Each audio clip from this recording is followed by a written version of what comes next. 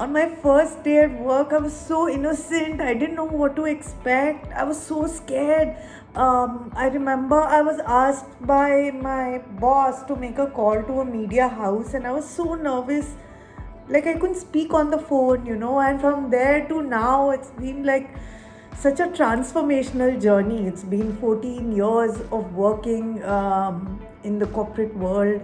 It's been 14 years of being a marketer, and it's been a very, very exciting journey. I've worked across agencies, I've worked with some fantastic brands, and now I'm with Forever 21. And I've always wanted to get a flair of the fashion space.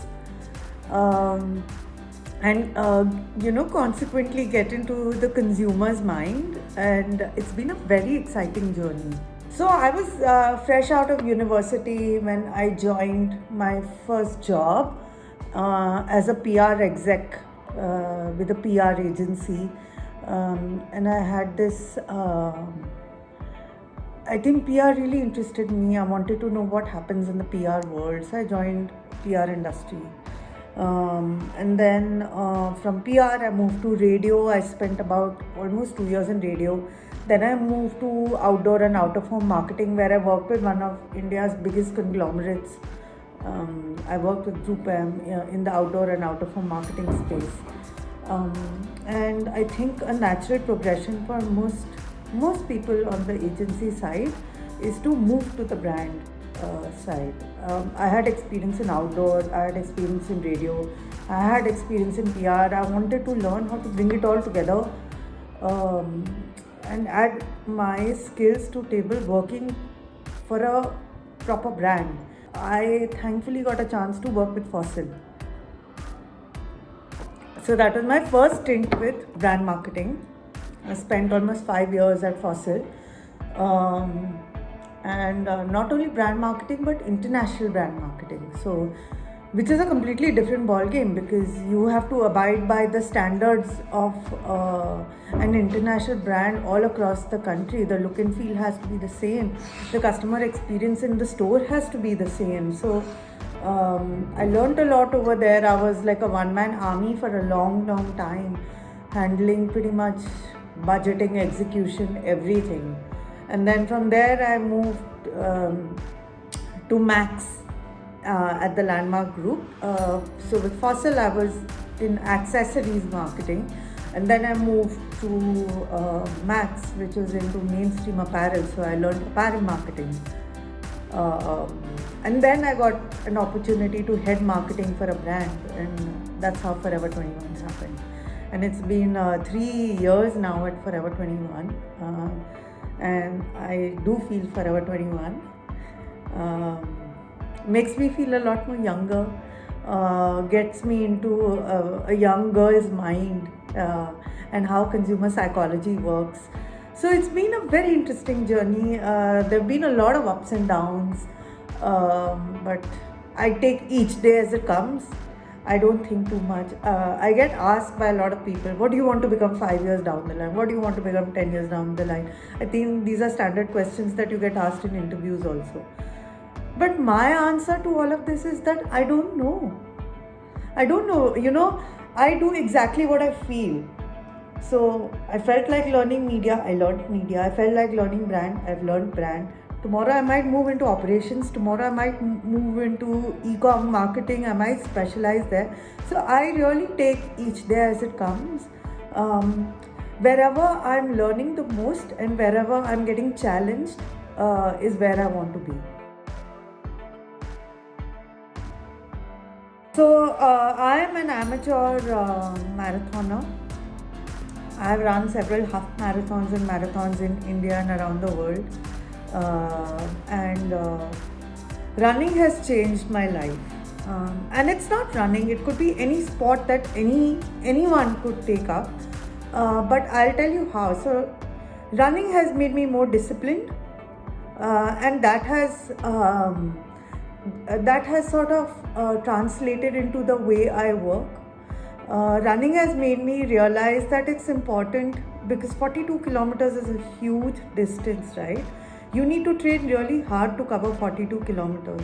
So there are some days where you'll run 10, then you'll start running 15, then you'll start running 25, then ultimately you'll get to a 42-kilometer marathon. So running basically teaches you in your work life that, getting to that ultimate promotion may not be the biggest source of happiness, but it is the process of how you get there, the amount of work that you put in. So learn to celebrate the smaller joys of life. So you may have completed a project in time, you may have achieved or overachieved certain KRAs.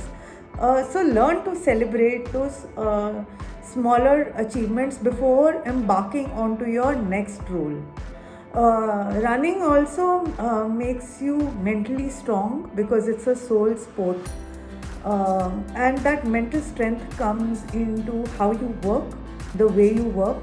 And running teaches you that it is important to expend the same amount of energy when you are at the start line to when you are at the finish line, the same amount of energy. So that means that you have to wake up every day giving your best, giving your 100%. You can't control what may happen. You can't control how your bosses or your peers would react. You can't control how the business is going to shape up, but you can surely control how you can be a strong contributor. So these are just some lessons from running that have changed the way I work. And I would encourage, here I would be a little more gender specific, and here I would encourage every woman to take up running. And it's important because it gives you a sense of empowerment, it gives you a sense of confidence, it gives you a sense of achievement, and it gives your partners a sense of realization as to what you are really capable of. And it just makes you healthier at the end of the day, physically and mentally. So there's a lot to be learned from running.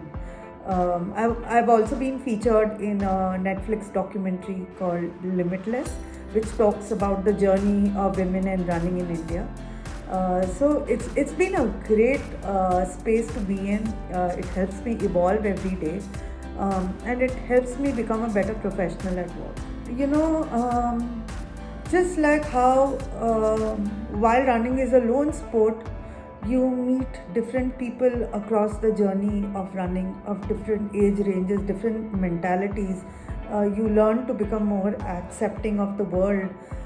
You learn that, the most important thing that running teaches you is that you may have all the talent, you may have all the good looks, but if you don't work hard, you're not going to get anywhere. There are no shortcuts. There are no shortcuts to success other than hard work.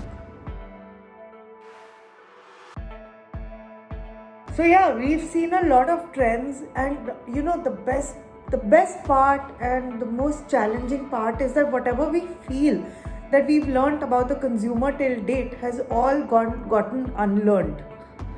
So it's like we've all gone back to the drawing board, professionally, because today, sitting in October, I can't predict what's going to happen in the next 3 months. I can't predict if there's a new wave of COVID coming or not. So we're just taking it one step at a time. So we've seen a lot of new trends evolve. So there was a time around March, April when the sale of eye makeup went up by around 50-60% over last month, and lipstick sales dropped is because people were wearing masks, right? And then people started shopping for a lot of hair accessories and jewelry. And this is a new trend that has developed. It's called the upwear look. So the upwear look basically means whatever you wear which shows on the screen, because that is what you wear to work. So jewelry, hair goods, earrings, accessories, all of that shot up in terms of sales. Also, I think it's very, very important because a lot of people have lost their jobs. A lot of people have had pay cuts. So brands that are sensitive to consumer sentiment and brands that are more responsible are the ones that are going to survive ultimately in the long run. It's not that you're just running a discount because the consumer is not doing well. You are running a discount. How is that discount contributing to your sale? What are you doing with that sale? Are you impacting the environment in a good way? Are you giving back to society? Are you going to be more sustainable? This is what the consumer sees through and is seeing through in the long run, and these are the brands that will survive. Also, when you look at different aspects of marketing, right? Influencer marketing is a big fad.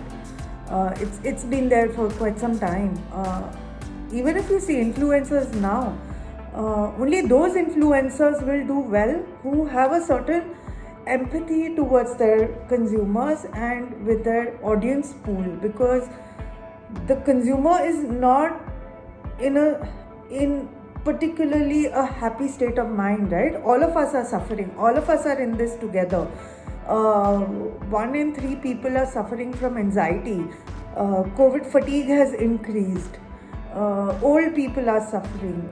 So it's very, very important for brands to market responsibly to the customers. So in terms of fashion, a lot of new trends have popped up. So there's the upwear look that I was talking about. There is the one miler look. So the one miler look is basically something that you can wear at home and which you can wear a mile outside and step out of the house. It could be flip-flops and loose chinos, breathable fabric, right? Because people are pretty much working from home the whole day.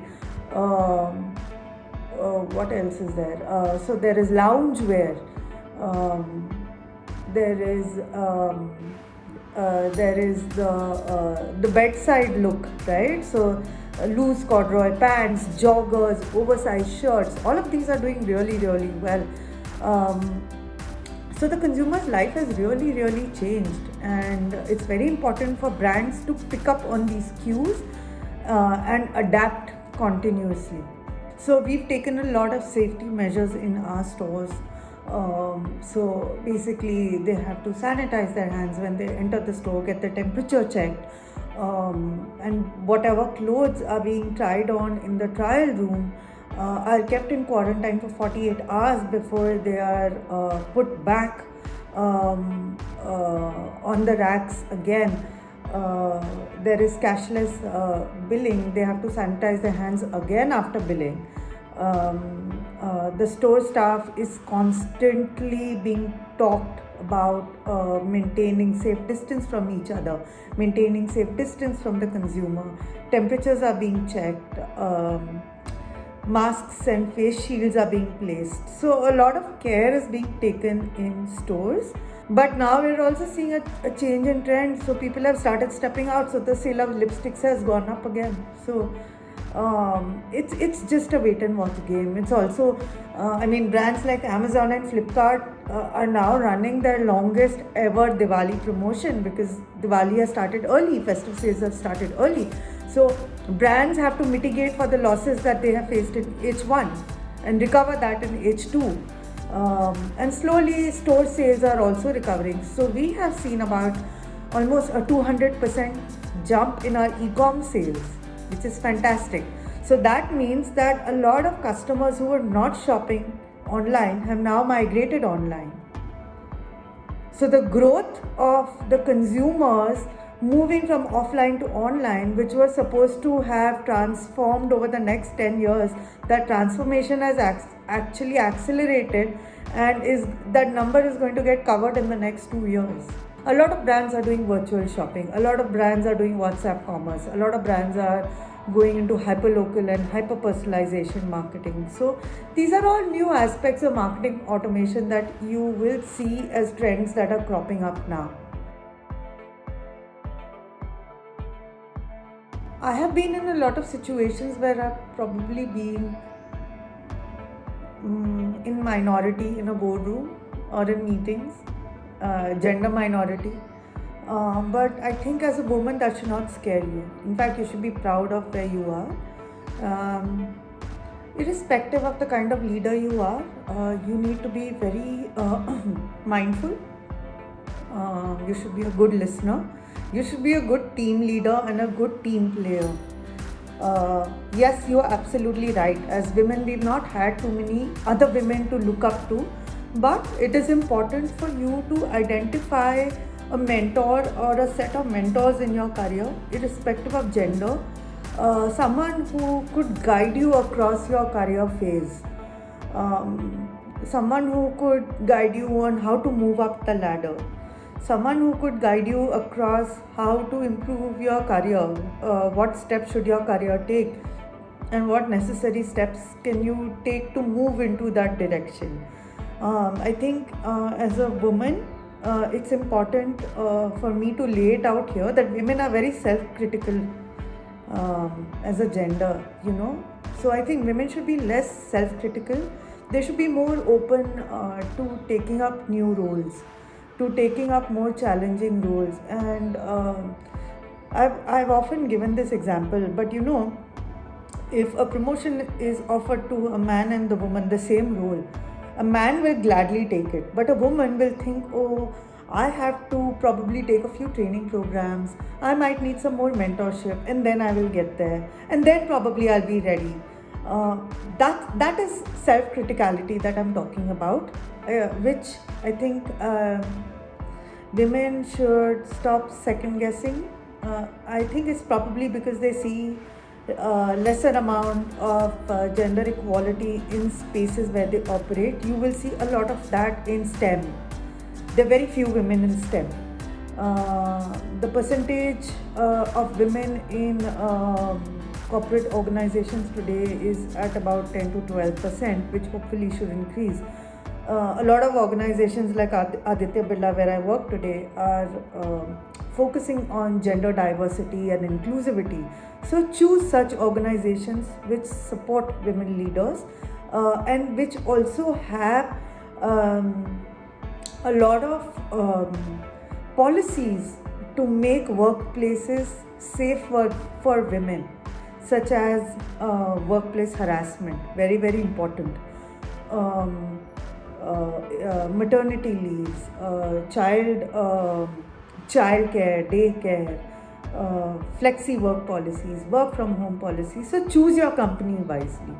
A woman at home is still expected to, you know, take care of the house, chores, responsibility.